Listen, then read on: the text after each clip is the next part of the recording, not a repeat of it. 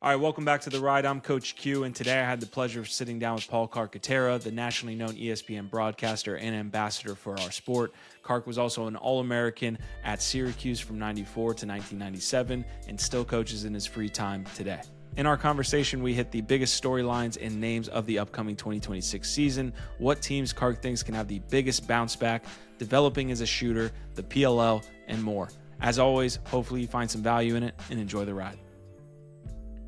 All right, Carc, welcome to The Ride. I'm extremely blessed and happy to have you here on the show, man. This is a really cool opportunity to get to talk right before the 2026 season. I'll be second Q to you, I guess. Now, why really not first? Yeah, let's talk a little bit, man. But I'm really, again, excited to have you. How are you doing today? I'm great. Just wrapped up another season of college football, which was awesome. Went so fast. I mean, I feel like the days are longer than the months and years, these moments. But it's been spectacular to cover college football. But my first love is and always will be lacrosse. That's kind of on my mind like 365 days a year. And I always equate like the new season to when the calendar flips, right? Because we're wrapping up these bowl games and Division I programs are going back to practice the first week of January. So they've started already. So I think like the calendar shifts, my brain formally shifts, and we get into, which I call my happiest time of the year, lacrosse season. Right, in preseason when all hope is there, everybody's 0-0. It's a fun time. Tell me a little bit about, because we were talking pre-episode, tell me about that travel that you've had with football, man. You're East Coast, West Coast. Wow. You're doing everything. Yeah, this year was a little crazy on the travel front just because I think there was a span where I was on the West Coast like 3 out of 4 weeks. And that time change, I know it's only 3 hours, but when you're calling a game on a Friday night and it ends at 12 local, that's 3 back home in the morning. And then when the wake-up call's at 4:30 local to jump on the first flight back home Saturday morning, it's like you basically pull a red-eye. And sitting on the plane is the least of the worries. It's the lack of sleep. And then coming home and having 2 kids and a wife that don't really understand how sleep deprived I am, that want to just carry on with their lives and go out and, go to a pumpkin patch and pick up pumpkins or get a Christmas tree. I'm dragging, man. It was a great season, though. It's just I was all over the place. There's been years where I fly like 125,000 miles a year, which is kind of nuts. You're like George Clooney and up in the air. Yeah, exactly. So I was on a plane, I think 19 straight weeks. Oh man, are you just injecting coffee into the veins when you land, or are you not a coffee guy? I do one coffee a day. No, I have a lot of energy to begin with. Like sleep is a priority for me, so I bank hours during the week. If I don't get 8 hours, I'm a little off. So I know that if I'm going to be completely sleep deprived for a day, like I have to bank some hours on the front and back. I just love sleep. I've really, the last few years, I just turned 50 last year. So I'm trying to really stay on top of my health and staying hydrated, sleeping, eating as best as I can. But like when you go out west, how do you not go to In-N-Out, right? Like how do you not, your hotel's walking distance from a Raising Cane's. It's like, I am human. Before we transition to lacrosse, and I love that you brought up that there is like a calendar switch too that helps out a bunch. What was the biggest moment or best moment that you had covering the football season this past year? A lot of storylines, a lot of things going on, but what's something that you'll remember from the 2025 season football? I think this season, well, college football as a whole, there's so much change with the transfer portal and NIL. I think for me, it was still seeing the love of the game for so many players. Like you see, a quarterback and his emotions, whether he's getting paid $2 million or not. I think like the perception outside of the sport is like these guys are getting paid. It's just a money grab. And, that's it. Like people still love the game. People still will put everything on the line to win. So I don't know if it was like one set moment. I think it was more just reaffirming that college football is, as much as we have problems and how deregulated certain things are with the portal and all that jazz, like there's still coaches, there's still players, there's the administration. that the sport means so much to. So I think it was more of like a bigger picture for me. And I walked away from the season saying, yeah, there's issues with the game, but people still love this game, as they should. Oh, yeah, absolutely. Who wins the whole thing? I mean, how can you not pick Indiana, right? They're a complete buzzsaw. I've been watching college football for so long and covering it for a long time now, too. I thought like the 2019 LSU team with Joe Burrow. I mean, Joe Burrow threw over 60 touchdowns that year. He was an absolute unit. And they had Jamar Chase and Justin Jefferson on the same team. I mean, that's just insanity. I thought that team was as good as I've seen. I thought Bama in 2020 was unbelievable, too, with Mac Jones. But I think this team is up there, but their story is different, right? Like everyone's saying, oh, they're so much older and these guys have played 4 or 5 years. Well, okay, so that's just like a college basketball team that doesn't have a bunch of one and dones. Like, isn't half the team from JMU? Like, yeah, I think he's got 13 dudes from JMU, and Kurt Cignetti's story on how at 50 years old he's an assistant for Nick Saban. He says, you know what, I'm going to bet on myself at 50. Like, people don't normally do that at 50, and he goes to Indiana University in Pennsylvania, IUP, to be a head coach for the first time. So he completely changes his coaching trajectory, right? I think they said he was making $300,000 coaching wide receivers in 2010 at Alabama. And then he goes to IUP making $150,000 with, 3 kids, some going off to college, a wife probably thinking he's a little off, right? But he bet on himself. And then he goes from there to Elon to JMU to Indiana. Like, how do you not root for that dude? Yeah. Right. And he is so dialed in. One everywhere. His process. Yeah. He's so dialed in, and he speaks with such conviction of what he wants, and he never takes a detour from that. So I just think this to me could be the greatest story in college football history. I know people are going to default back to, with the transfer portal, you can do that. But like, he was taking guys that no one even wanted from the transfer portal.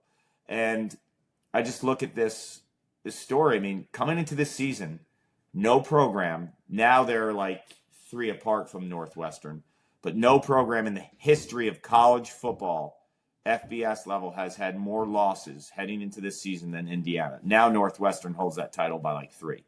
So they're the losingest program I did not in the have history that stat. of college football.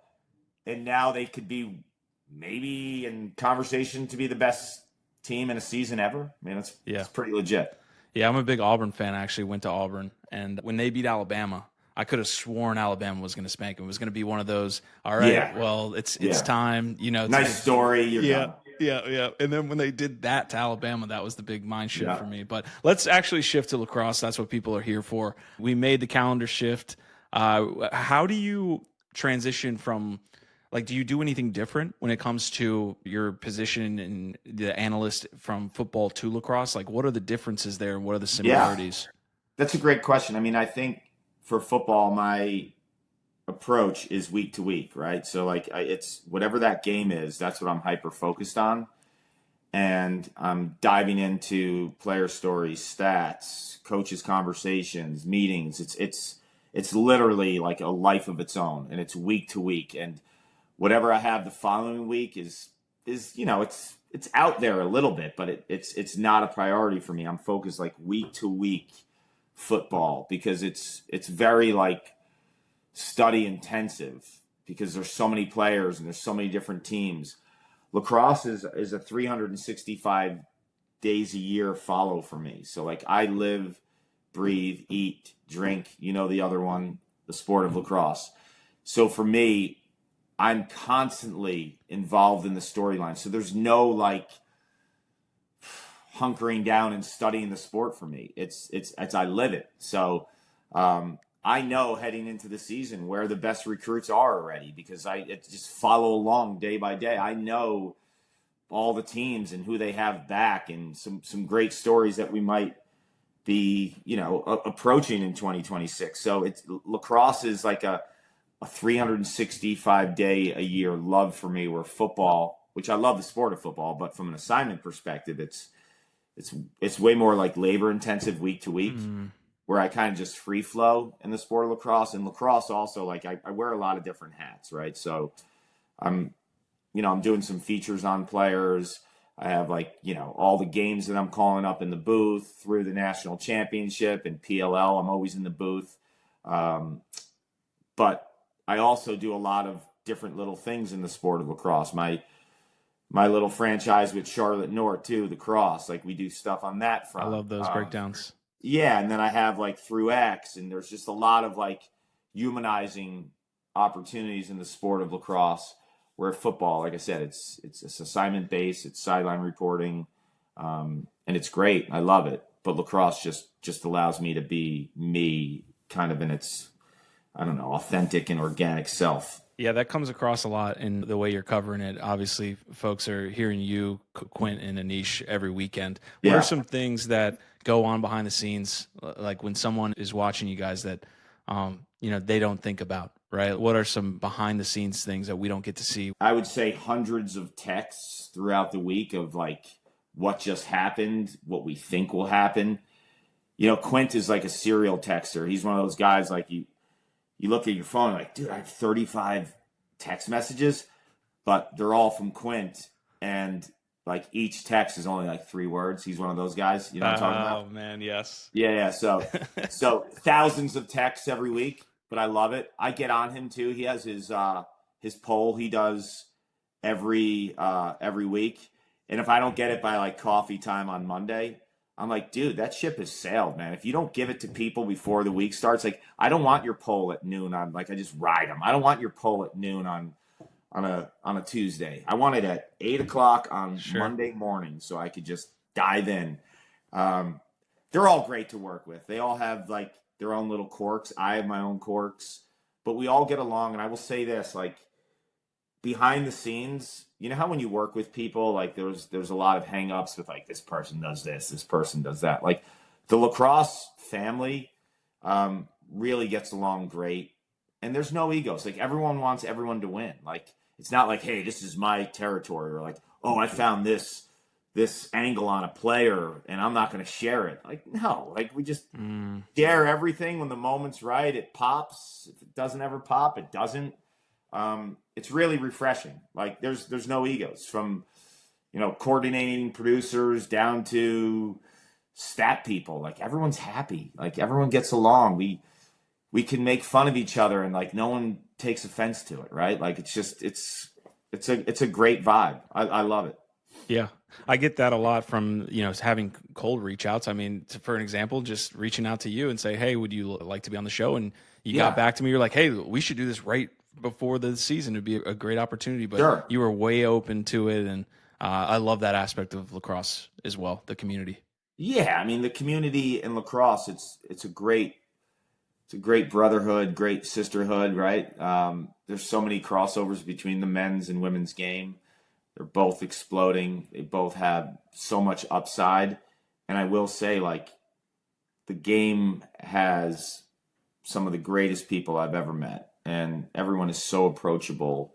And everyone, for the most part, you run into an odd duck here and there, but for the most part, wants each other to win, which I think is critical. You have to pay it forward, right? You have to, in life, but also when you're trying to grow a sport, we don't have room for egos. We don't have room for people who don't want to see others succeed. I mean, look, if you go into Twitter and in any category, whether it's football, basketball, lacrosse, I mean, you're going to find people that hide behind fake names and say nasty things. I don't take those people serious. If you don't have a name, it's whatever. That's pointless.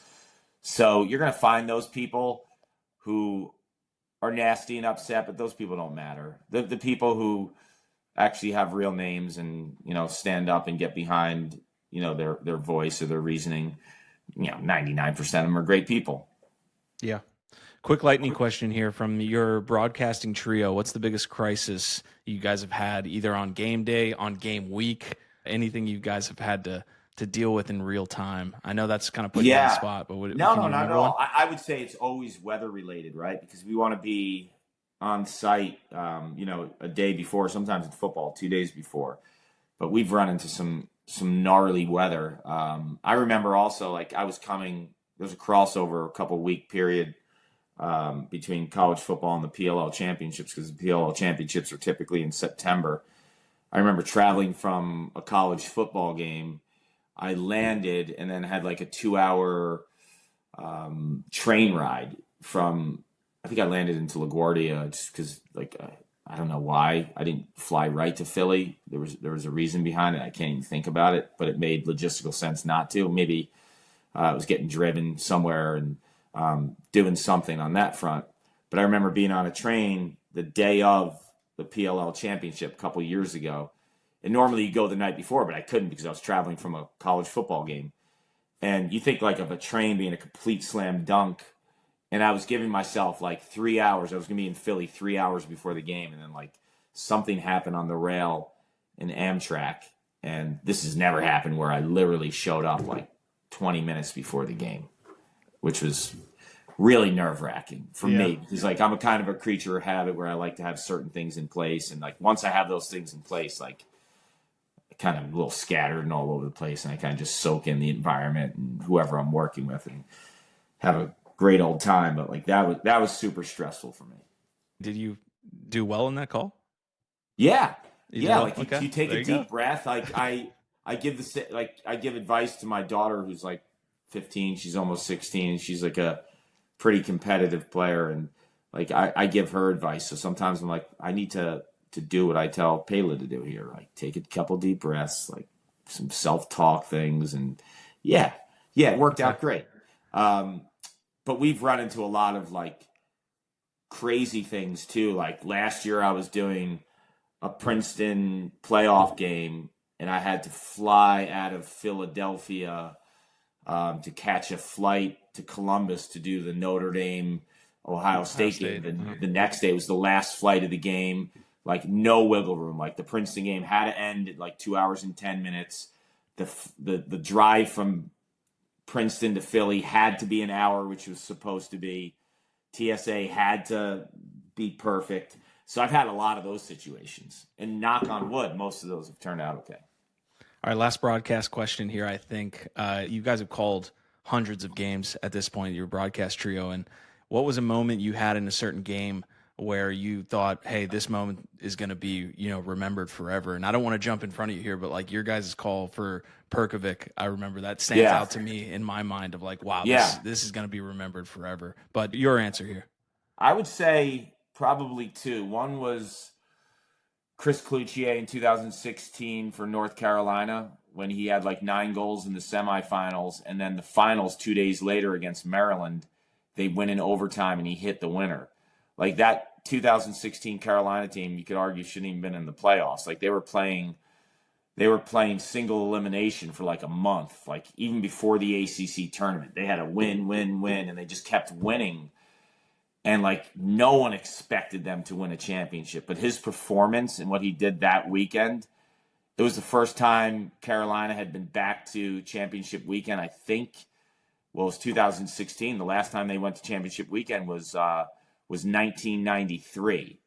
So we're talking, a couple decades of a drought here, and he brings them back. And his performance that weekend, he scored, I think, 15 goals in the semifinals and finals combined. I think he had 9 and 6, if I'm not mistaken. And I just think that was great. And seeing Bresci and seeing like just him to exhale and just everything as a whole, that would be one. And the other would be, a few years back when Tom Schreiber hit that game-winning goal for the PLL Archers. For me, it was more than just a winning goal. The game was incredible. Like it was one of the best games ever. You had the end of the game, Brett Dobson save with no time left. But the Schreiber goal to me was so meaningful and profound, because like this is a guy who you could argue is on the Mount Rushmore of midfielders of all time.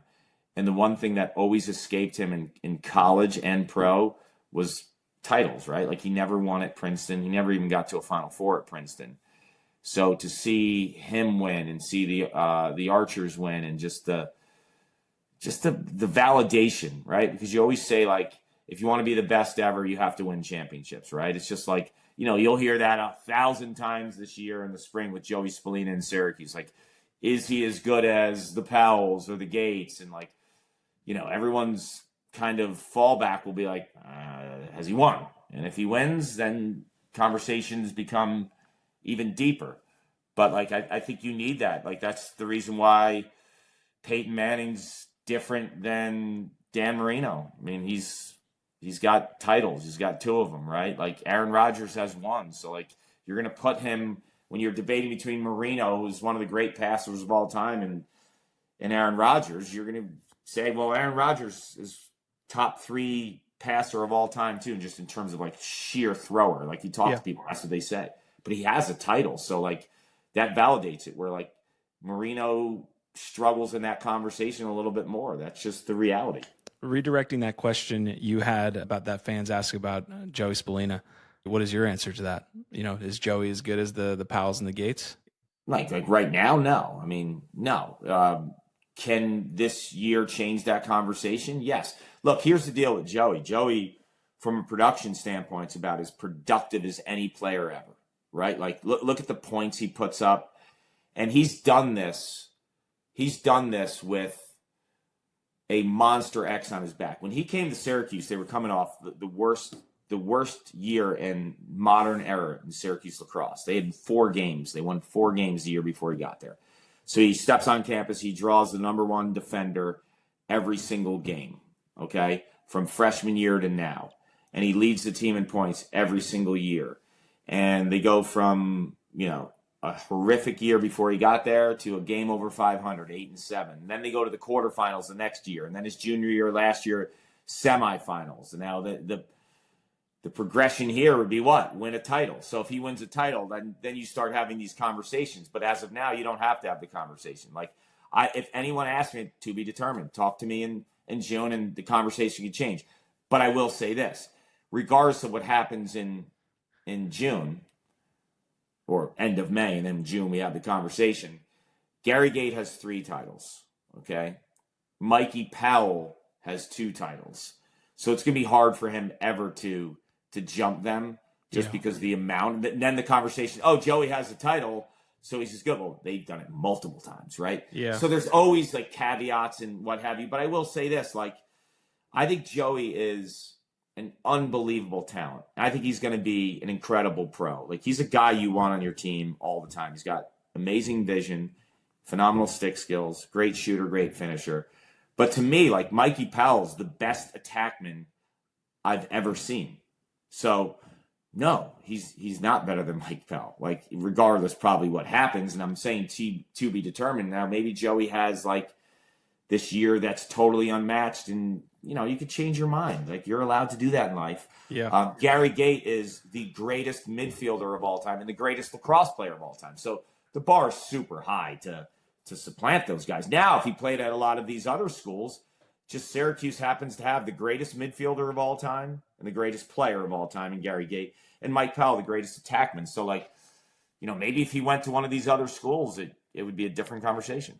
Yeah, the era debates always get me because you can go down a rabbit hole, right? When you're talking Jordan versus LeBron and all this stuff and Wilt and all that stuff. But yeah, let me jump out real quick because I want to touch on the 26th season, and we probably will make our way back to Syracuse because they are set up for a pretty strong season. But last question I have before we talk about your predictions and just what you're thinking about as we move into the 26th season. When you sit in that broadcasting booth and when you're at ESPN, I'm interested in lacrosse's growth, and you mentioned this as well, lacrosse is exploding, all that stuff. I'm interested in your perspective, having heard media executives talk about different sports and how they're kind of put into strategy at ESPN. Is lacrosse in that conversation, or has it gained in value in conversation in those people's minds over the last, say, 20 years? Absolutely. I mean, just look at the robust programming that we have. I mean, the fact that they're putting so many games on the air, and men's and women's, right? Like, the women's game is exploding. And there's a commitment that ESPN has from a programming perspective to put these games on. Very bullish. You look at the partnership that, ESPN has with College Lacrosse. And, it so happens that the ACC is such an incredible conference in the sport of lacrosse. So naturally, great platform there. also the partnership, not just once, but now twice with the PLL and ESPN. So like they live that contract and that partnership for one span or one agreement, and then they re-upped and did it again. So like, if you're going to re-up and you're going to be recommitted on both ends, things are going well. So yeah, I think it's incredibly bullish. But also like we're certainly very fortunate too, because there's a lot of sports, in the lacrosse category, maybe that aren't like the football, the basketball, the baseballs, like from a pro perspective, that, move the needle, even hockey that move the needle, and now women's hoops that moves the needle. As a sport like lacrosse, it's a growing sport. We're incredibly fortunate, the commitment that ESPN has, because some of those other sports that you would lump in lacrosse's category, just from like a participation standpoint, viewership, that could live in that same sandbox as lacrosse, probably aren't being broadcasted as much, because I think, there's just a bullish feel on men's and women's lacrosse. I mean, women's lacrosse, if you watched the sixes last year, I had so much fun watching women's sixes lacrosse, as much, if not more, than the men's sixes. Like, I thought the game was just awesome. It was like so fast, individual efforts, and I'll watch lacrosse anywhere, anytime, anyhow. But I was just really taken back by women's sixes last year. I thought that was so well done, and just like the level of play, but just the buzz and the pace, and just everything was sick. What's the next step we need to take as a sport then? Or do we need to even take a next step in your eyes? Like, where is that win found? I think simplifying the rules. I just think lacrosse has way too many rules and differences in all the disciplines, right? Like, I think field lacrosse needs to have a set of rules. I would love to see men's and women's have the same amount of players on a field. I think the women's game is incredible, and my daughter is like super passionate about the game. We watch a ton, and like we share that passion, and we talk about it, and we watch it. And so I know enough about the women's game to be dangerous. I don't know it at the level, obviously, of like Charlotte, who I work with and stuff, but I can have a conversation, and I could get a feel for, the overall pulse and the status of the sport. I think there's rule changes that need to happen and be adopted on the men's that they get from women's, and women's that they get from men's. Like, for example, I love the fact that, men's plays a 10-on-10 game. I think women's has an extra player on the field, and it's tough because so many teams are playing zone defense. And when you play 11-on-11 and, you have 7-on-7 in the offensive zone, and you're playing against a zone, it's really, really congested. So I'd like us to come up with like the same amount of players on the field for men's and women's, right? Like, is there any chance we can have similar dimensions and lines, right? Like, just like, let's simplify. Like in basketball, like you have a court, and it's pretty much the same. I'd like to see the shot clocks kind of the same, just because in a growing game, like when you have to constantly educate people and be like, oh yeah, but like we do it here, or in the PLL, this is the rule, and then and I know there's differences in NFL and college football, and there's always going to be some small differences, but I think we need to streamline the sport and just get some ways of really just adopting some consistency.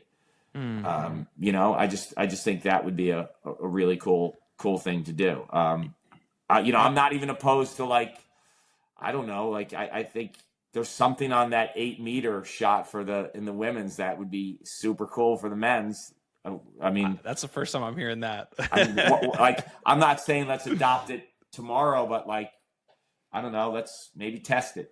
Yeah, no, I like it. Yeah, I do. Pretty sick, right? Could you imagine like Brennan O'Neill lining up against Brett Dobson? That would need to be like a 14-yard. If he's got no pressure on his hands, or it would need to be like a 14-yard ripper. I'm just open to anything like that, and I'm not saying it would work, but I would love to see some uniformity, right? Like, I'd love to see also, like, in men's lacrosse, like the fact that we have like the different shot clocks within a shot clock is a lot, right? Like these resets, and like, why aren't they the same as the regular shot clock? There's just a lot to explain to people who aren't fully immersed in the game.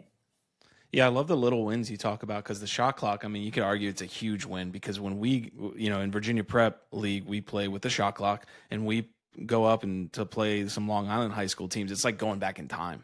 They don't have the shot clock, and I'm just like, oh my God, like, how did we play this? It's terrible. I also think, I've been around enough youth lacrosse, and, I'm probably going to get some face off and draw people mad at me. And the last thing I want to do is eliminate that in the sport. But I think, like, club lacrosse and, anything 8th grade below. And I say club lacrosse because the games are so short, right? You play like these 20-minute running halves, and you have teams from California traveling to Maryland, and they play 4 games. So I've done some math because my daughter's played for so long now, like the draw, for example, in women's lacrosse. And it's the same thing with the face-off in men's. Just say she plays 20-minute running halves. So that's 40 minutes of game time in a tournament game. I've calculated and timed refs. The average ref takes about, from the ball crossing the plane for the whistle to blow, 50 seconds. Okay. So if the average score of a game is 8-6, you have you have 14 goals. You have roughly, I don't do the math. Are you good at math? What's 14 times 50 seconds? So we're talking about over 12 minutes of time that's completely wasted when you can have the ball flying around. So I would love to see in club lacrosse and youth lacrosse up to 8th grade, when it's a non-regulated full game, why can't we face off or do the draw at the start of every half? And then after a goal, it's like sixes. Goalie picks it up, clears it, keep going. The amount of touches kids would get over the duration of, their youth lacrosse career would be astronomical. Especially for the defense, who's supposed to clear in that environment. Yeah. I mean, that would. Exactly. So I would like to see that. I've just seen way too much time wasted. I've seen, some refs are unbelievable and like they work so fast, and then you get the ones that are just waddling down. Oh, and this team forgot to have another guy on the wing, so let's wait another 30 and not seconds. To mention, like in a club game, if you have two pretty evenly teamed, two even teams from a talent perspective, and one has a dominant draw or face-off player, you might never touch the ball in a 40-minute game. And now to mention, there's no shot clock, so when that team, I've seen it so many times in girls lacrosse when my daughter's playing, like a team gets a lead, there's no shot clock in club. They'll slow it down and just come out and just use the entire offensive set and spread the field and zap the clock. Yeah, that's a really interesting and kind of discussion when you have to walk around, right? Because I love my face-off guys, and I love that part of the sport, but there is, I think, a discussion to be had, because I mean, we're the only sport that even doesn't have alternating possessions, right? That's something that can be. Yeah, and I would never want to see it go away at the college game. I think it's such a momentum shifter, and like these teams could scheme too. Like even if you don't have a great face-off guy, you can find ways to get the ball back. Yeah. Like Notre Dame, there was a bunch of years in a row where like they weren't great at actually winning the face-off, but they were great at like winning the possession, which is the only thing that mattered. I'll never forget, like when they played Trevor Baptiste, they had like serious plans to trap him, and like they'd get a turnover here and there, and there's ways to scheme. But when you're a club lacrosse team, you're a youth lacrosse team, like you want everyone touching the ball, right? Like in basketball, have you ever heard a kid or a parent in basketball, we just never had the ball. We just never had the ball. No, never, right? Yeah, I'm with you. I'm in this kind of like pro alternating possession camp because I do think it creates a more fair game. But yeah, anyways, we have about 30 minutes left. I want to jump into the 26th season.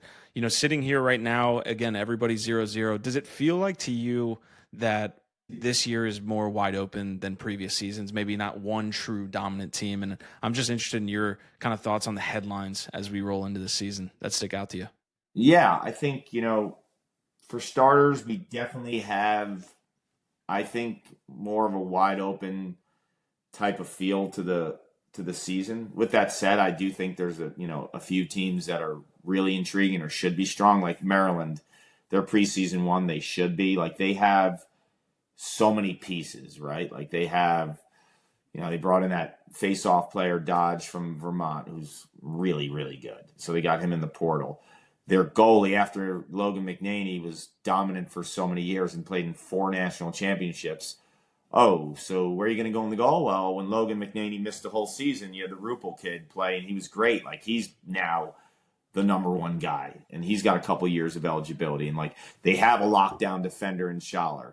They have, Eric Spanos, who's a fifth-year senior. He's wearing the number 1 for Maryland, which is like their storied number from the past, from Andrew Whipple to Joe Walters through Rambo and Bernhardt, and now, Spanos. Yep. Spanos gets it. Offensively, they had some D guys in there too that wore the number that were great with Makar and Zappatello. But to me, this team just is so balanced. And you have John Tillman, who lives at the Final Four. So, like, if you're going to bet on a team, Maryland is so strong. So I do feel like they have the championship pedigree. They've been to the Final Four so many times. Like, I would be shocked if they don't make it the championship weekend, to be honest with you. Just like the construction of their roster, the holes that they had, the holes they filled.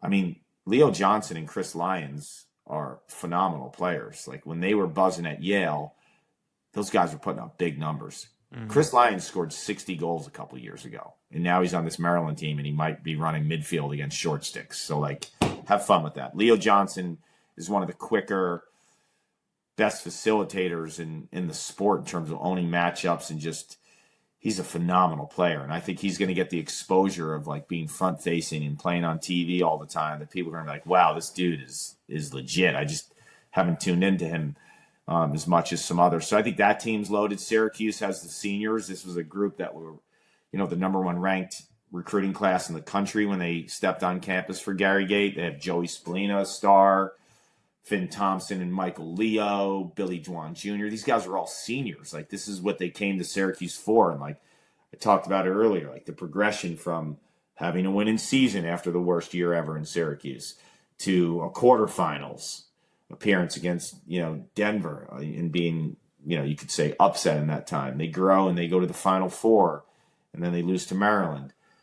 Maryland's been an Achilles heel for Syracuse, not just in the Gary Gate era, but also, like, when John Desko was there going against John Tillman. Tillman has Syracuse's number, so, like, that's been a really tough matchup for them. But they, talent-wise, are as electric as any team, and that offense, when they spin the ball, is just a joy to watch. So I think those two teams, like, are 1 and 2 in the preseason for a reason.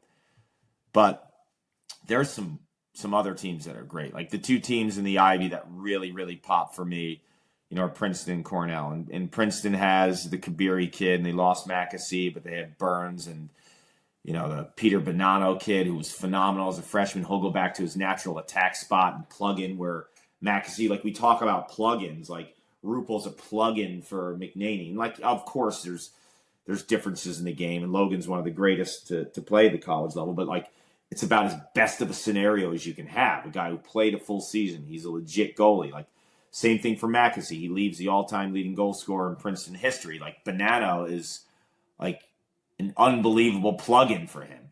Mm-hmm. Lefty, super creative. He'll play with Nate Kabiri. They'll bookend like he did with Mackesy last year. That team is so well coached with, Matt Madelon and Jim Mitchell running the offense. That team's going to be loaded and skilled. I'm just always impressed with how Jim Mitchell, their offense coordinator, like, they always shoot with good angles. Like, they get good looks. That offense will be scary. Defensively, they got fleeced in spots last year. They'll have to tighten that up. And then you watch those Princeton games last year, and they're all like 19, 18 goal games. I mean, the purists from Princeton are like, can we have some more defense? But, like, their offense plays a style where it's hard to match them.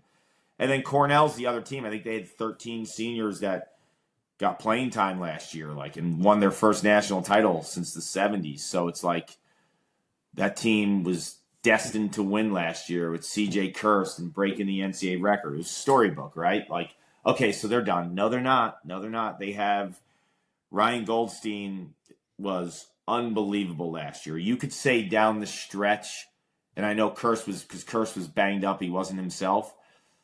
For the last 4 or 5 weeks of college lacrosse season, Ryan Goldstein might have been the best player in the country, right? So he's back. He's playing attack with Willem Firth, who was playing midfield, but he was a natural attackman. Like, that 1-2 punch is going to be nasty.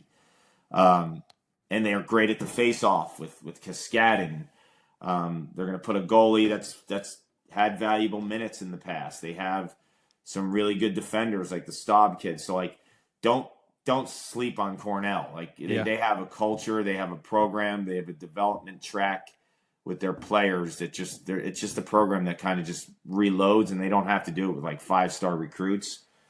They know what they're doing up in Ithaca. So, like, those are 4 teams off the top, but then there's Richmond again too. Like, Richmond, and you're a Virginia guy, Richmond returns a lot of talent, and Dan Shamati is unbelievable. Like, that dude, guy, he's like the Kurt Signetti of college lacrosse. He's got a process. He has a plan. Are you surprised he didn't going away from it? Are you surprised he didn't take a jump, or was there not a coaching, you got to ask yourself, kind of like Signetti, like, where is the jump? Richmond's fully funded now. Like, why does he need to go somewhere? Like, I don't know what the dude's salary is, and I don't know if he's being paid accordingly. He should be paid in the top 5 of college lacrosse, if you would ask me, if I was his agent, which I'm not. But why does it have to be a jump? Why can't Richmond be the destination, right? Like, last year at the end of the season, if someone said that was the second best team in the country, I mean, they went on the road and beat Carolina in the first round, and they lost. They could have beat Cornell. Where they could have beaten Cornell. They had Cornell on the ropes, and they defended Kirst as well as any team in the country. So, like, they might get a national championship one of these years. He's got a lot of guys back too. The biggest story, I feel like, in the past week and a half has been Faison announcing that he's just going to be, staying as a football guy, right? Kind of putting lacrosse aside. Interested, I mean, what does that do to Notre Dame? It feels like this is the most under the radar they've been coming into a season. They don't have the Kavanaughs, obviously, for another season. And it feels like they're kind of under the radar now at this point, underdogs. They're definitely under the radar. I feel like the Kavanaughs and Jake Taylor were at Notre Dame for like a century, right? The Kavanaughs, that name started with Matt in like 2013. So we had a Kavanaugh like front facing. There was a couple year void there, but like you knew another one was coming that was committed. So it was like still there. So that's done. Jake Taylor is done. But the Faison story doesn't shock me. I was even thinking his sophomore year he might not play again because he's an NFL prospect. Like, you don't blame the kid. He's got to focus on himself and his body and his daily regimen and going to school. And like, that's insane that he was able even to do that for 2 years. It's exhausting thinking about it, knowing how much time they put into each sport. So I think that was just a matter of time. I didn't see a scenario where he would have played. Like, I'm not shocked at all about that. Just watching, I think he led their team in receptions this year. So like, you want to be in the NFL, like you gotta figure this out. There's one last go football wise for him. He's got to put everything into that. His younger brother enrolled early, and he's part of the lacrosse team there too. Who's Dylan Faison, and he was actually a better high school player than his brother, than Jordan. Dylan, I've watched him play multiple times. He's a phenomenal talent, phenomenal, and I think he's a 2-sport guy there at Notre Dame too. So we'll track his progress. But what people don't know. Kevin Corrigan, Ryan Wellner, Chris Wojcik, that staff has recruited as good, if not better than anyone. They have a lot of these like 5-star guys lined up that just couldn't crack the lineup and beat out Chris Kavanaugh. They have the best defender in the country in Sean Light. So, you're going to be able to erase everyone's number one, or at least play that number one to a high standard and level. They're going to be sneaky good. Would I be shocked if it's right off the bat? Yes, because there's so many new faces. Like, that's a team I think could be really good come like May. But the question is, will they win enough games to sleep at night to get to May, right? So there's just too many new faces there. So they're going to lose some games early in the year. But I think they have so much young talent that people don't know about, that I've seen, that I think over time they could be dangerous. Like, they've recruited as well as anyone. Yeah. Yeah, I've been really interested with, the scheduling of these games and, obviously you covering these larger games and how coaches both in football and lacrosse, it feels like I had a discussion with Lax Reference about this, how coaches in football are not scheduling tough games out of conference now because they just want to get to the end. And you mentioned Notre Dame there. I'm interested in how you think about just scheduling in general when it comes to having these really cool out of conference games. And hopefully that doesn't go away is kind of the point I'm trying to make with how teams want to get in. We saw Army last year not get in because they kind of had a softer schedule, if you will. But yeah, I'm interested in how you feel about this. I think that's the beauty of lacrosse, is the crossover through conferences and, identifying the best teams to play, and you play them. And in the end, you will benefit from it. A perfect example is, and I'll give you two scenarios. Notre Dame, you look at their schedule every year. Like, they play some out of conferences, and Syracuse as well. Like, Syracuse out of conferences playing Maryland. Notre Dame out of conferences playing Maryland. You want to be battle tested. Those teams, though, like a Notre Dame and Syracuse, you don't need to schedule too many of them because you have the ACC, right? So your strength of schedule, your RPI, just naturally will be better based on the conference that you're in. Now, the next two teams that I'm going to talk about, you could see where the scheduling made a difference. Army in the Patriot League, some of it's not their fault. Like, they wanted to play Syracuse for years. Syracuse is not willing, to my understanding, to play Army. So, like, I'm giving props to Joe Alberici. He's not ducking anyone, but not everyone's lining up to play them too, right? So, like, he's in a tough situation. Army Syracuse was a game that was going on forever, and it just stopped, right? And it didn't stop because Army's willing to play that game, right? So, like, that's just the reality of it. But when you don't have those games, and your one big win out of conference is North Carolina, is it enough when you're in the conference like the Patriot League that RPI wise and strength of schedule doesn't match up to those other ones? Then you have a team like Richmond, who in their conference, you could make a comparison with Richmond and Army playing in similar conferences. But the reality is, look at Richmond's out of conference schedule, right? Virginia, Duke, Cornell, right? Like, so if you don't beat those teams, they play Maryland. They open up with Maryland this year. Like, Richmond has a beast of a schedule. So he's winning on multiple levels. If you beat one of those teams, maybe you could live in an RPI world where you can be at large. If you don't, your team is so battle tested that when you go into conference play, you're going to be better than everyone. That's the reality. So, like, that's how I look at it, right? Like, the ACCs don't have to get crazy with their out of conference schedule. You want to sprinkle in one or two of those games, get a Maryland in there, get a team, a really good Ivy team. Syracuse is playing, I know, Syracuse is playing Princeton. Notre Dame's playing Cornell, like they have in the past. So, like, those games help you if you don't buzzsaw through the ACC. The ACC is meaningless in terms of the automatic qualifiers. They don't have one. The tournament gives you another opportunity to enhance your RPI.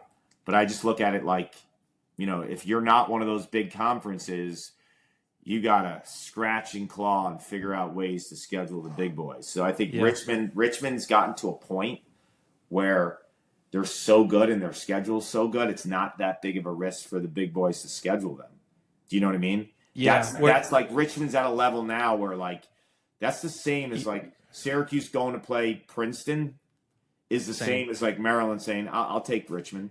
they've crossed that level already. Like That's they're interesting. past There's that. like a chasm there Yeah. where you don't want to be in. Yeah, you don't yeah, and they were in that chasm for a bunch of years, which they've broken through. So there's teams now, like say John Crawley gets High Point really good, he's gonna have a struggle and problems getting a bunch of those out of conference games. You know, until they cross it. Yeah, one of the teams that Army was hoping would be better. I mean, they beat Yale 14-2. I'm sure early in the season I was they're at banking that on game. that. It was pure utter domination. It was like 10 degrees out. We had a rough go with my little guy. He's not little. He's 18. I have a special needs son, Grayson, who's autistic. He was in the hospital for a while last year, and he got out the week of the Army Yale game, and we live in Connecticut, and he wanted fresh air. We all wanted fresh air, and fresh air at 10 degrees was fresh air at 10 degrees. We just loaded up parkas and sat and watched that game, and that was an absolute beatdown. Yeah, I mean, and it went on to kind of signal Exactly. both That's of their a great seasons. point, though. Like Yale normally is a playoff team, right? Like if you're Joe Alvarese and you have a Yale and a Carolina win in your pocket, you're like, dude, I'm good. Yeah. Speaking of Yale, there's probably a couple more I could throw in there. I think Hopkins had an okay season. UNC was up and down. I think they had a pretty solid season. I really like the kid Owen Duffy, man. He's spectacular. He's sick. Yeah. What from a bounce back perspective, what do you think? Virginia probably sticks out a bunch too when you're talking about these bounce back teams. Who do you think has the best potential to bounce back when you talk about those teams that are historically good that maybe had a down year last year?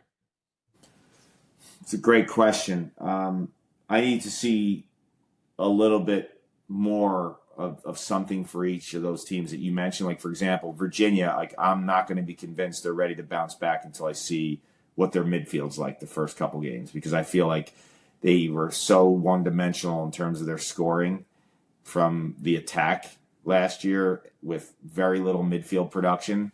If they don't get midfield production, they're going to live in the same world they did last year, right? Like Yale defensively has a new defensive coordinator.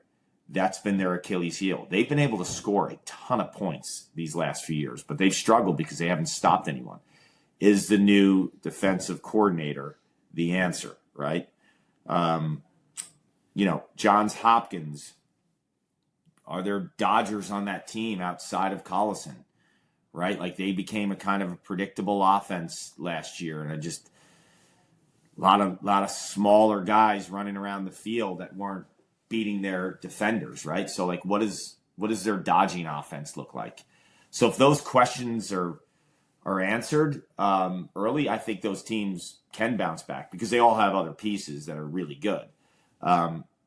There's a couple teams though, I think I don't know if it's bounce back or like breaking through, because like a team like Albany made the tournament last year because they won the America East.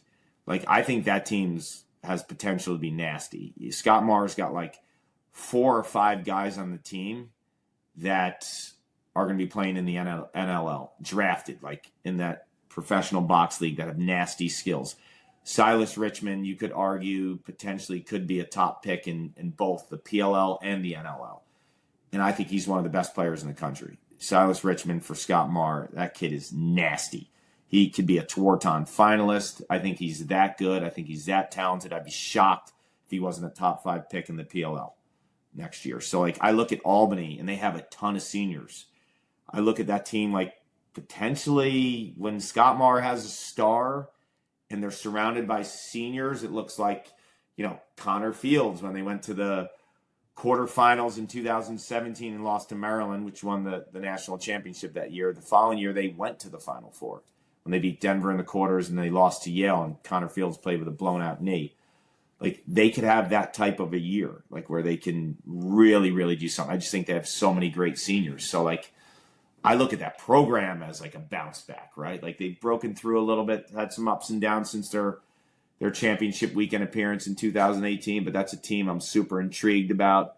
I'm super intrigued with Penn State too. I think Penn State, Jeff Tambroni's like figured it out, right? Like they went to the the national semifinals in 2019 for the first time. Then the COVID year hit.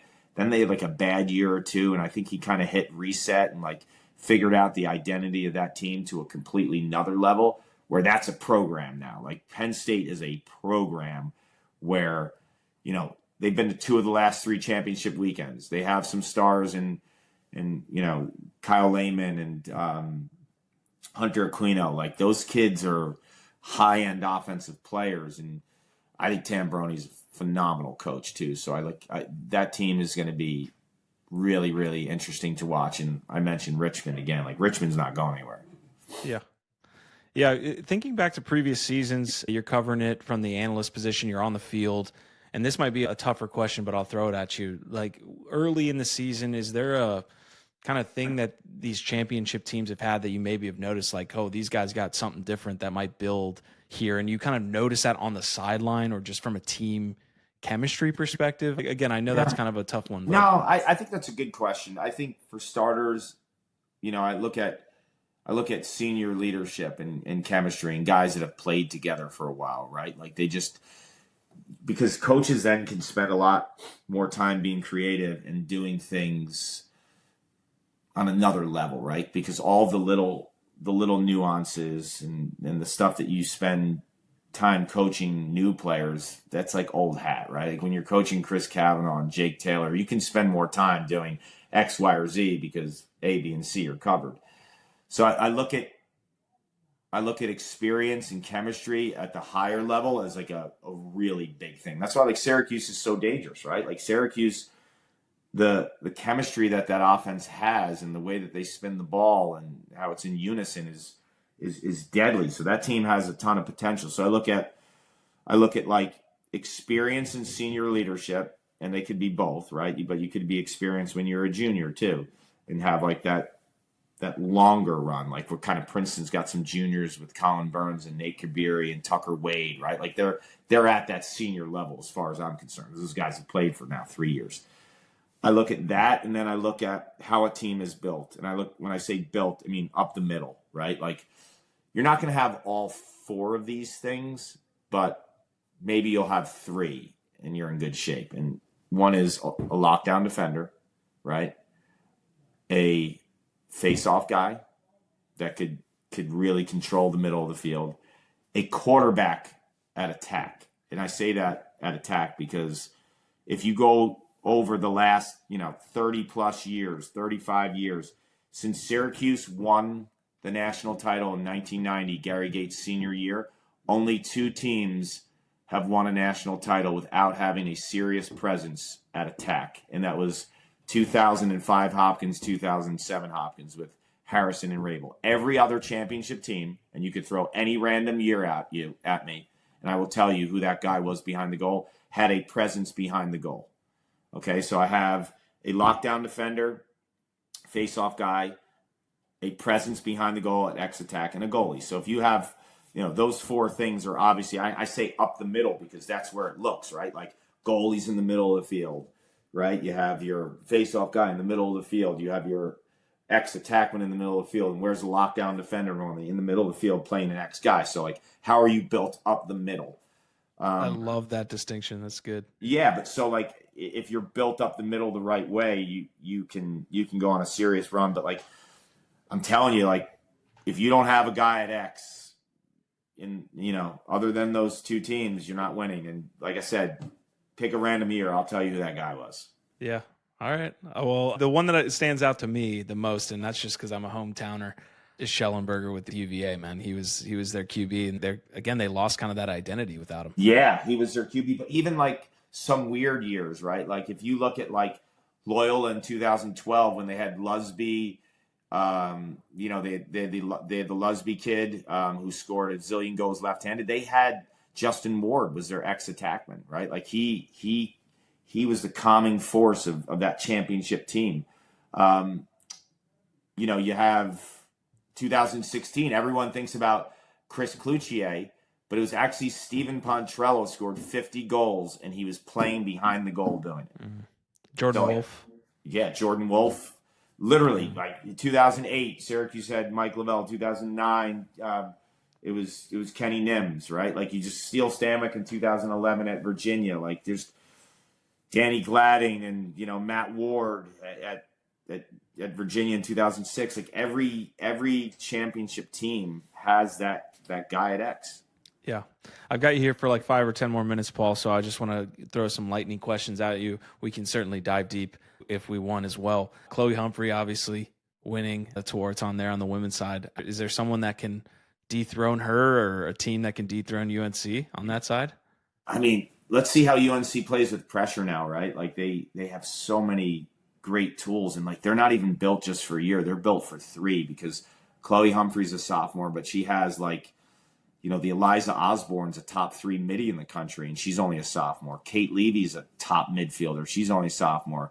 The Patillo girl's only a sophomore. So this team's built for like 3 years. The sneaky teams that you have to worry about, and, BC, anytime Acacia Walker's coaching, like, they're dangerous. She gets that team inspired.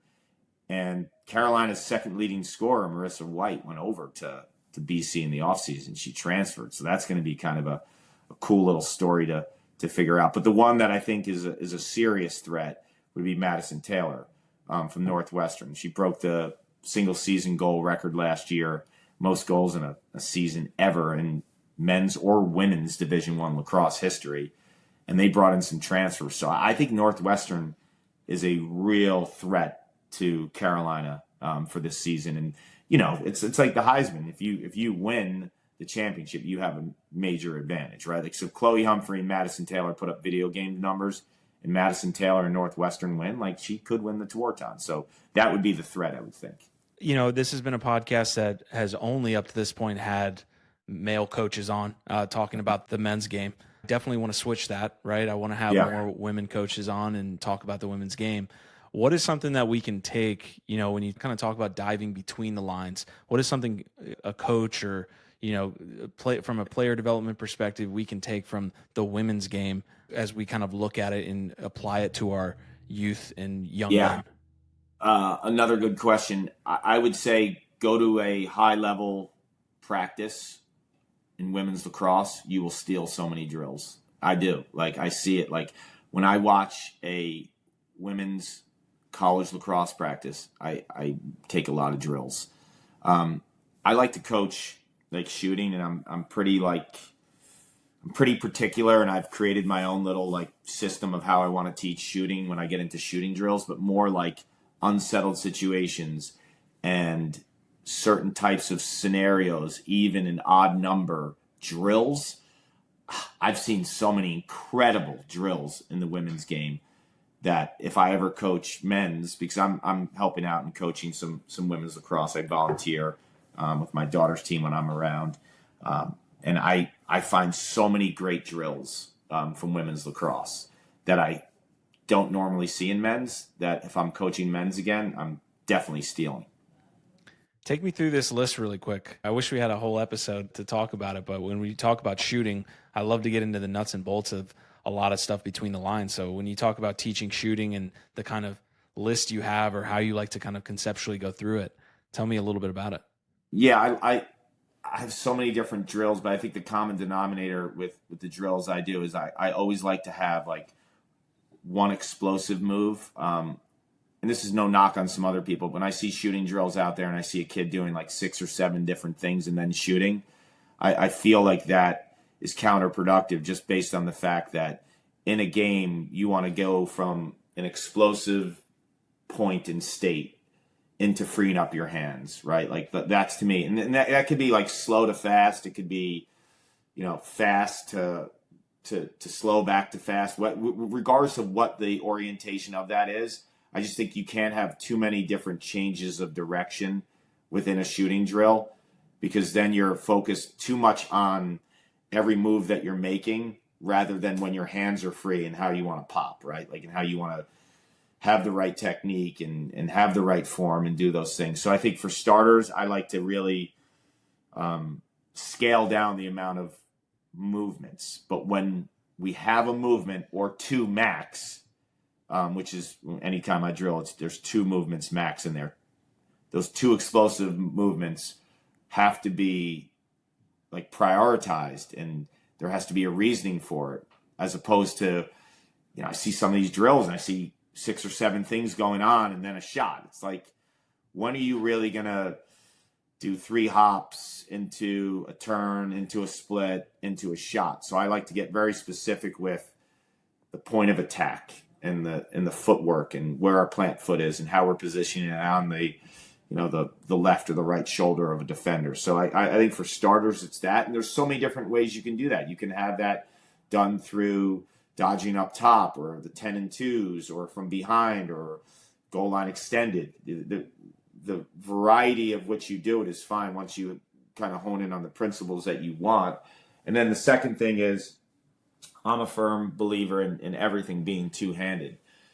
I think, a lot of kids that play box lacrosse, they play on one side of the field, but I think the American field game is played at its highest level when you're very two-handed. And when you're two-handed, you just have double the real estate. So every drill that I like to do, I like to have one movement where we're shooting with our feet moving with one hand, and then I call it a double. The counter is the opposite hand, and then it's just finishing inside or finishing for a step down. So if we're doing some kind of movement where it's righty on the run, there is a second rep guaranteed within that same set and the same overall rep for the player with a lefty step down shot or a lefty finish. So every drill I do has a philosophy called doubles, where you're using both hands and you're getting 2 reps. So if you're moving lefty on the run, your next rep is going to be righty inside or righty pop.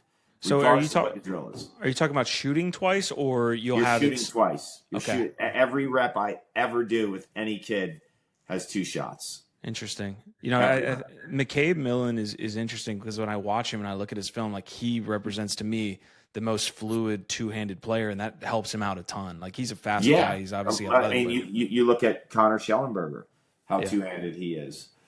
Even like CJ Kirst, I was watching highlights of him playing box. He's scoring righty goals in box, which is crazy. He's way more two-handed than people give him credit for, just because he's a lefty bull. Michael Sowers, two-handed. Like, a lot of the best, other than the Canadians, and the problem is, like, a lot of Americans think, if I play box, I'm gonna play like a Canadian and I could be like Jeff Teat. But like, Jeff Teat's been doing that since he's 6 years old, so it's in his DNA. I've been getting more in watching the box game just to up my coaching level and see if I can steal some things. I like the field players transitioning their game to the box. Yeah, they're doing unbelievable. Like, I look at guys like Kirst and O'Neal. Dude, O'Neal never played real box lacrosse. Like, he's unbelievable in that league. He's throwing spraying twisters from range. He's a cheat code. But so, like, with shooting, I'm so dialed in with the two-handed double aspect, because anything you do righty, I want you to kind of mirror it. Like, so this philosophy that I have, and I'm kind of all over the place, I call it doubles and opposite. So every rep has 2, and every rep has opposite. So if it's a righty on the run move that I'm teaching, like I said, that could be from anywhere in the offensive set. The opposite of righty on the run is what? Lefty with your feet set, whether it's inside or outside. So is this player doing the rep where it's righty on the run, shooting, and then receiving a pass? Yes. Yep. Okay. If it's a one-on-one with me, if it's my daughter in the backyard, I'm giving the pass. If there's 4 or 5 kids, the second person in line is always responsible for the pass, because the first person's getting ready for the rep. Yeah.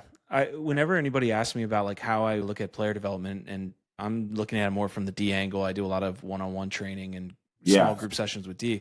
I love that you talked about stripping it down and scaling it back, because that's the thing that I think a lot of coaches miss. They try to get this footwork in a live environment with other players and things like this. I'm like, that's good. We want to get there, but does the kid even know how to backpedal yet? Does he know how to kick step yet? So scaling that back to its very small detail is what I think sometimes coaches miss. Yeah, and then so offensively, within all my dodges that we're teaching within the shooting and the technique and the concepts, it's where's the suddenness in this move?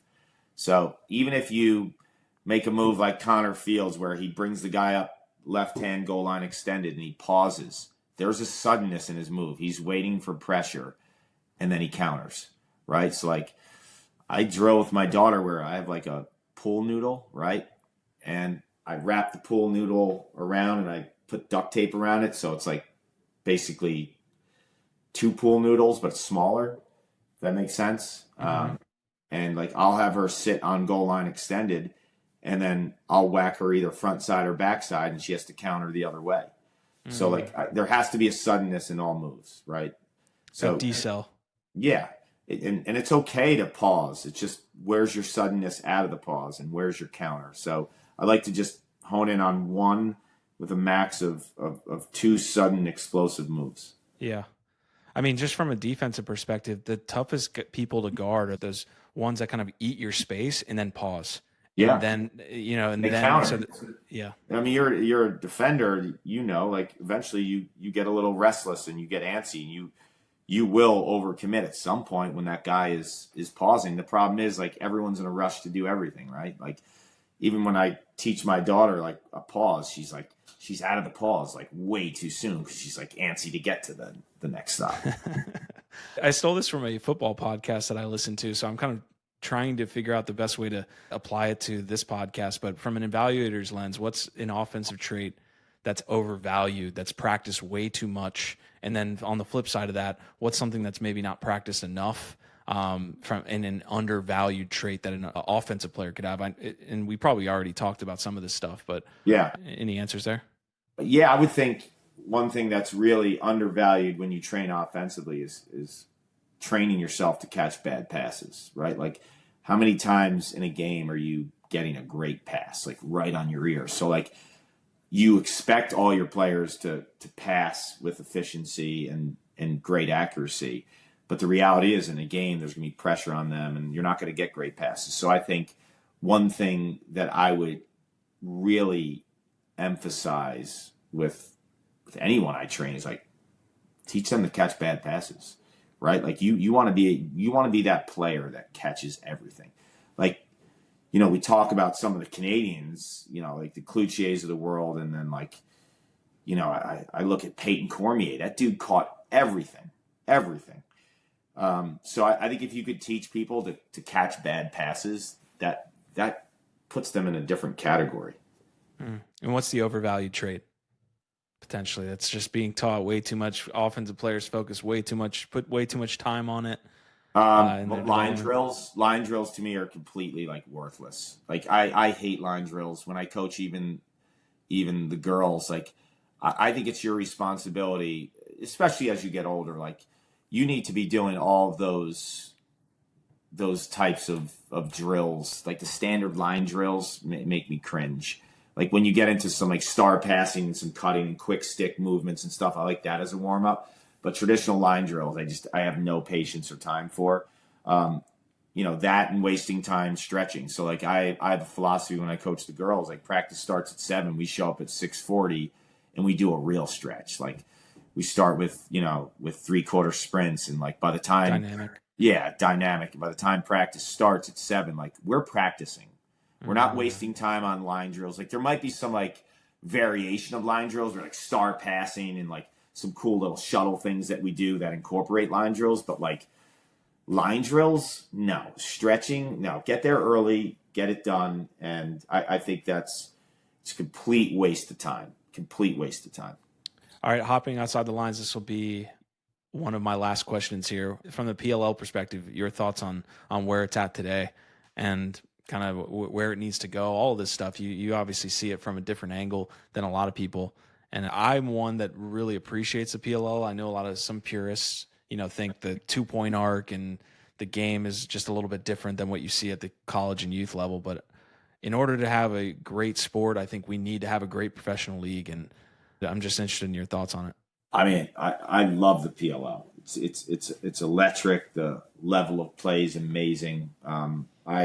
It's an absolute joy for me to call those games. I think the rules, the window of time is great too. Like all those games are getting done within 2 hours. Like the knock on the college game right now, the games are too long. Like you can't have a women's game that lasts 250. Can't have a men's game that lasts 235. Like you have to be in a 2-hour window, and the PLL has figured that out, and it's really at a point that's, you can consume it as a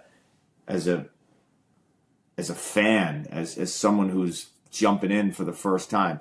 Yeah, there's certain things that, rule wise, I think the PLL, every rule I love in the PLL other than, the 32 seconds off of a face-off win. It's the hardest one for me to really, really get around, because I want one shot clock for everything. And I'm not saying that 32 seconds is way, way too short. It's probably a little tight, but the reality is I'm into one shot clock. Uniformity. I want one shot clock in the men's college game, one shot clock in the women's college game. I want one shot clock in the PLL. That would be the one thing that I think is open for discussion. But look, there's a lot of documentation and research that is showing that this 32-second shot clock works too, right? It kind of just takes out the completely dominant face-off guy, levels the playing field a little bit more, right? How many times is the best face-off guy? The Atlas won this year with Trevor Baptiste, but I don't even think he led the league in face-off percentage this year. It's statistically, it wasn't his best year. It wasn't his best year statistically by far. He's had better years. So it levels the playing field a little bit. I also love how the PLL has the tour-based model, because it puts all the resources of the league in one place. It feels big. They do a great job with the branding. Their social media presence is awesome. Anyone who can appreciate the PLL, do you want the sport to win? Because the reality is, it's this is our best chance of ever having professional lacrosse. Because if this group isn't able to figure it out in our time, I don't see it happening. They've done an amazing job, and I feel like there's a lack of appreciation for all the hard work that those folks have put in, right? Everyone's just, glass half full, a lot of the purists. Dude, open your eyes, relax, champion the sport. Yeah, there's going to be growing pains with everything. I mean, the league started in 2019. It's new still, and it's done some incredible stuff. The star power and the way that the league is branded, and all those great TV windows that we have. There's a lot to be proud of. Debunk this theory for me, because when I look at this, again, from a completely less knowledge of what's happening behind the scenes point of view, the schedule to me is tough, because I look at other sports and they're running their leagues parallel to the college leagues. I would love to watch PLL on Saturday or PLL on Sunday and have the college game on a Saturday. I think them running parallel gets me more interested in watching it.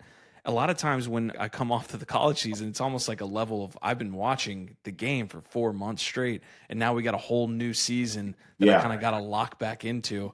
And I just feel like it doesn't happen in other sports. Yeah, well, I guess the positive to that is you get more lacrosse over a period of time, right? If you're a junkie like me, you're good with preseason college in January. It takes you all the way through the middle of September, right? So for almost 9 of the 12 months, I get my lax fix, right? I totally understand what you're saying on the front that if you have the uniformity of a college and a pro league like every other sport. But I mean, the reality is it's with a new league like the PLL, it's a tour-based model. The tour-based model, you could argue you could capture the greatest audiences during the summer, in terms of physically getting people there, right? The tour-based model allows, to rally around big youth tournaments. When we're up in Albany, there's a monster youth tournament going on too. That doesn't happen in March in Albany. No one's going to sit through that, right? The weather stinks in most of these lacrosse hotbeds until the summertime too. You could argue I call games. There's 3 or 4 weeks in college lacrosse that the weather's nice, and then it's the championship weekend, right? So at least you're getting better weather for fans, and little things the vendor village, all that stuff. What does that look like if you're doing that in March? But also, who knows what this league looks like in 10 years? Maybe it morphs to that. We're still at a tour-based model. Eventually, the next step would probably be these regionally based and city-based teams in a perfect world, one day, like they're playing in home stadiums, right? Like it's not tour based. Like for what it is right now, like I think tour based works perfect because the league's growing, right? Like, but eventually, like the natural progression for a tour based model is eventually for these cities who've been recognized, because 4 years ago they didn't even have city names, right? So now there's city names. What's the next step? The city names, maybe city stadiums and all that stuff. So I think when we get to those places within the league and its growing state, and just having equity in years, who knows what it's going to look like. But I think this league started in 2019. It's a tour based model, so like I think it's like you like anything, you crawl, you walk, you run, right? Like we identified teams in the crawling stages, and you're walking with it now that we've identified teams with regional and city-based affiliations, and then they get their own stadiums, right? Like it's just like, so when that happens, then you have so much more flexibility, if that makes sense. Yeah, no, I think as a tour-based model right now, it'd be really hard to like mirror a college season. I would think logistically. I'm not saying that with like any proprietary information. I'm just off the cuff. Like that'd be pretty hard to pull off. From an on-field or like game day experience, I think you're 100% correct. Like that would look awful in the month of March in Syracuse or something like that. But maybe it wouldn't look awful in the month of March if the Atlas had their own stadium, right? And like it was all Atlas. It'd be like you going to a Yankee game, or you know what I mean? It'd be different. The NLL is interesting as I gotten more into it too, because you look at the Buffalo Bandits games and they're like jam packed. Like I was like, this is a really awesome. Even the model. Albany team moved. The Albany team moved to Oshawa. And they're getting crowds, aren't they? Yeah, they are. It's been fun to watch. But then you see some that aren't. That they get 2,000, 3,000 people in the door. But I think the PLL is doing a phenomenal job, and like I sense that some of the purists, have a half full in terms of their glass perspective on it, but you got to champion this league. Like if you have a pro league that's viable and that's flourishing, like get behind it. Amen. I couldn't say it any better. This was not on my call list, and then this will be the last question, but just your ideas on where we go, because I almost have this nostalgia for something that never existed, which is, lacrosse at the highest level in Division I in the SEC, a full slate of ACC. Do we ever get to a point where that's a real thing? Geez. I don't think so. I think just the way that Division I athletics is set up with football, and especially now with the new changes in revenue sharing and roster caps, at the current state, I think it's going to be super, super difficult to add men's lacrosse where there's big college football right now, because so much money now is being funneled to college football.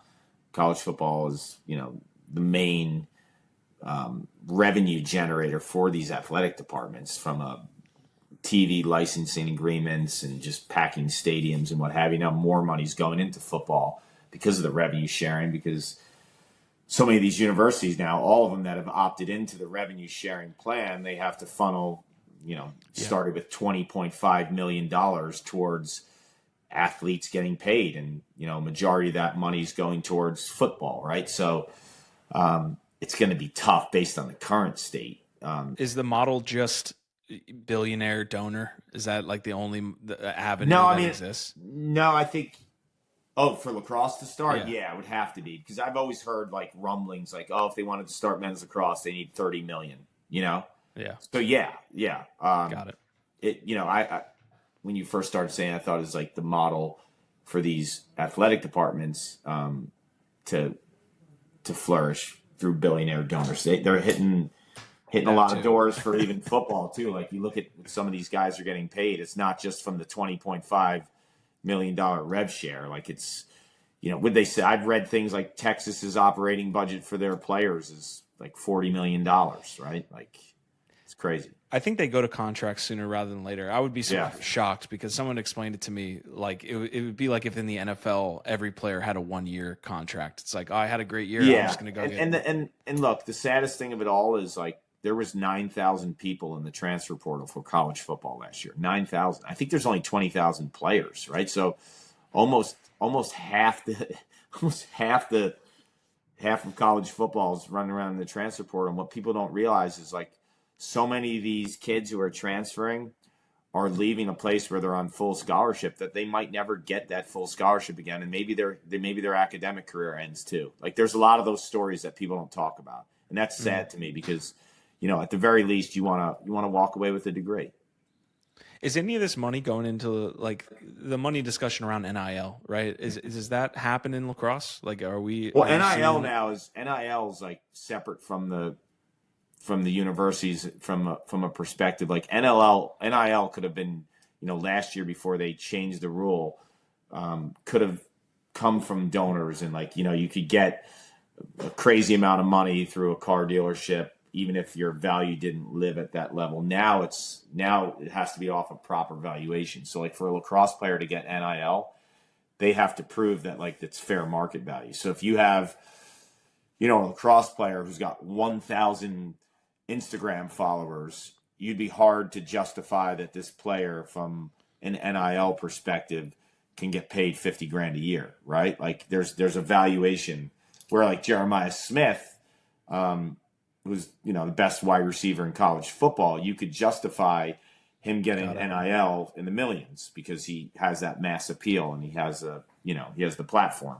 So it's not moving the needle in lacrosse too much right now. No, not at that level. Okay. There's some players that are getting deals.